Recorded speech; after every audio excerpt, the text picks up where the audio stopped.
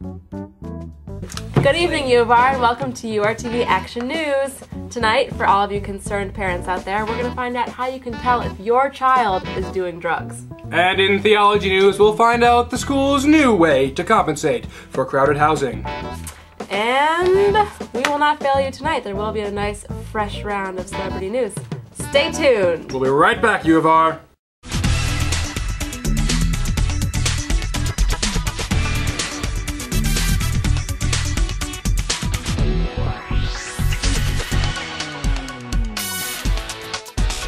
And now it's time for your URTV Action News!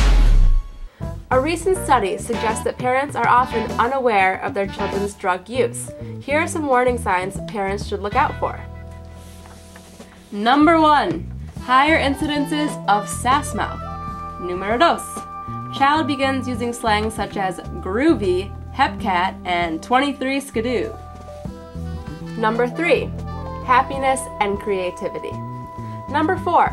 Becomes very jittery when watching Mad Money with Jim Cramer. Number 5. Displays glazed eyes and sullen mood whenever parents initiate long discussions about the problems with drugs. Number 6. Tracks used needles all over the house. Number 7. Your son is the type of kid who wears shorts in the dead of winter. Number 8. Child no longer shows interest in taking the Ritalin, Paxil, and Adderall you already have him on. Back to you, Jake. In Theology News, in an effort to provide more housing for students, the Interfaith Chapel is currently being converted into a dormitory for next semester. Religious officials for the various religions on campus were outraged when notified that given the shortage of space, they were to immediately vacate the chapel and move into the triples on the quad. Christianity, Judaism, and Islam now occupy Gilbert 402, while paganism, Hinduism, and Buddhism now occupy Crosby 208. Scientology was lucky enough to secure a single in Tiernan, and they thank John Travolta and Tom Cruise for all their help. Christianity has been especially angered by the move, stating that Judaism refuses to buy a mini fridge and won't even get a carpet for the room, and that Islam prays so often that Christianity can't even get 15 minutes to masturbate.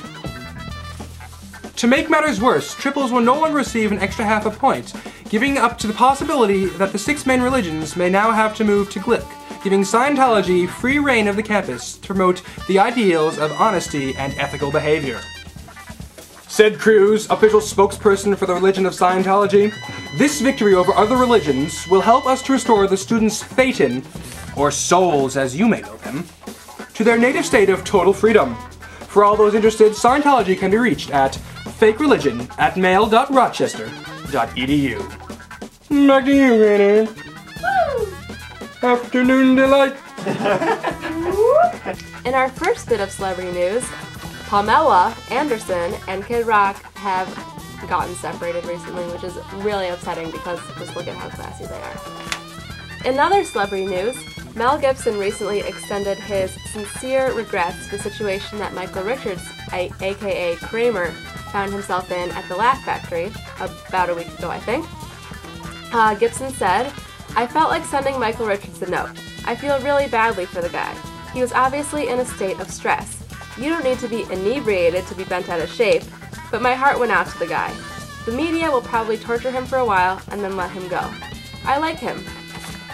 I'd say that's pretty much the nicest note I've ever heard from an anti-Semite to a racist. I don't know about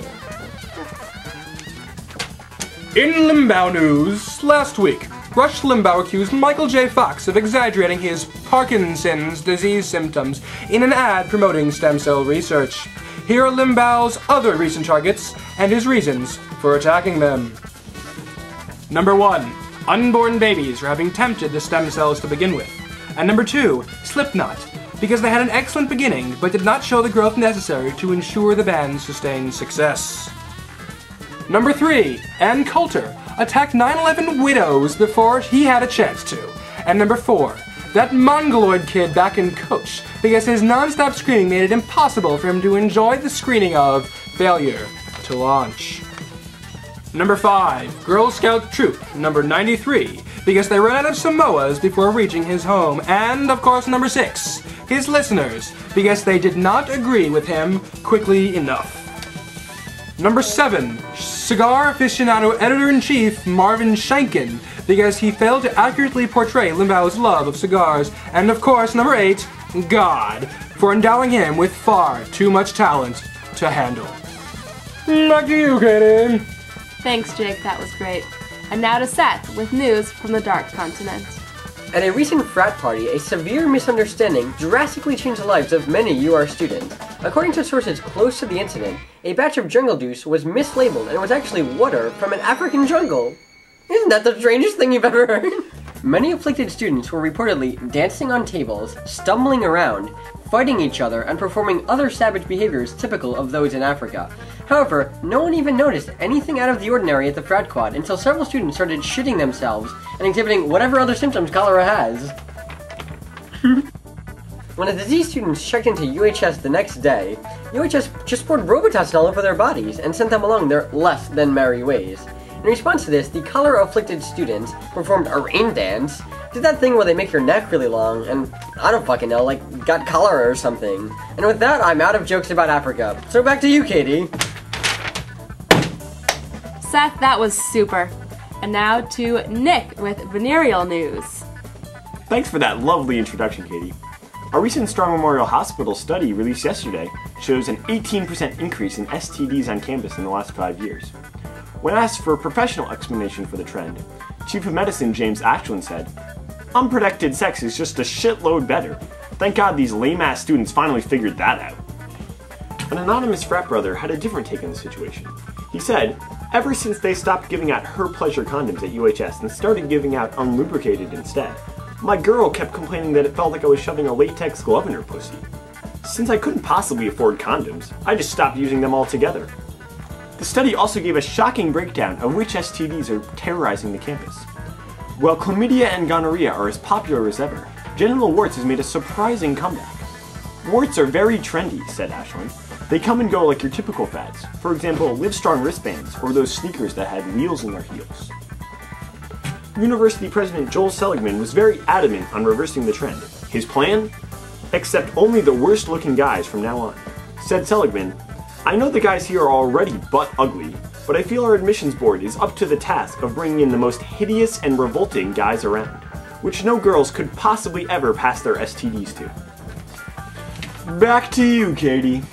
Nick, that was neato. And now to Sanjay with the Black U Sportscast. We gon' win! And now it's time for the Black U weather forecast. It's gonna be warm and sunny. Sanjay, that was sexy.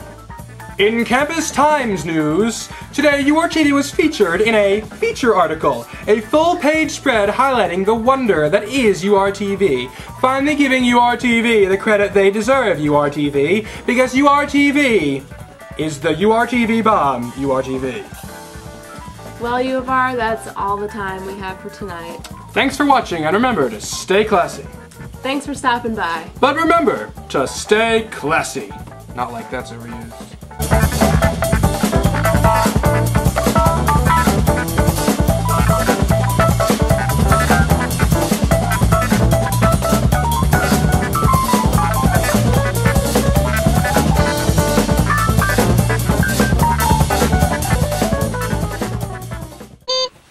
Katie, I mean, like, your mom is so fucking old, she knew Burger King when you were still a prince.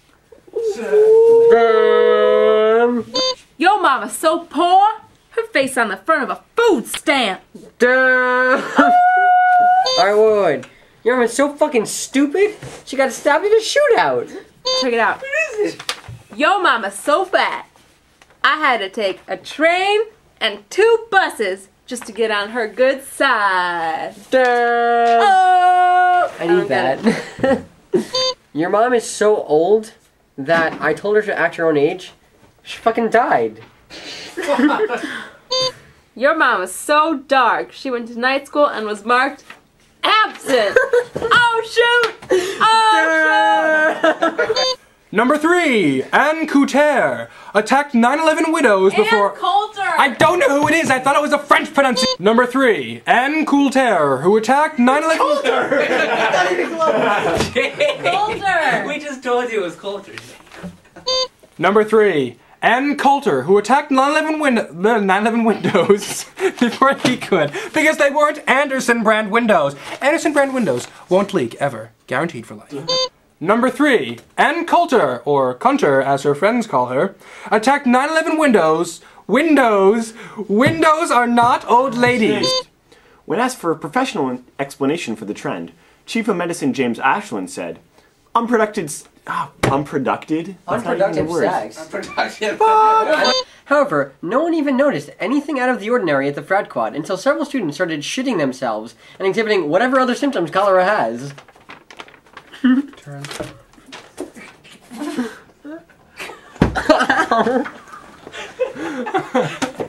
A batch of jungle juice was mislabeled and it was actually water from an African jungle. Isn't that the strangest thing you've ever heard? Keep it.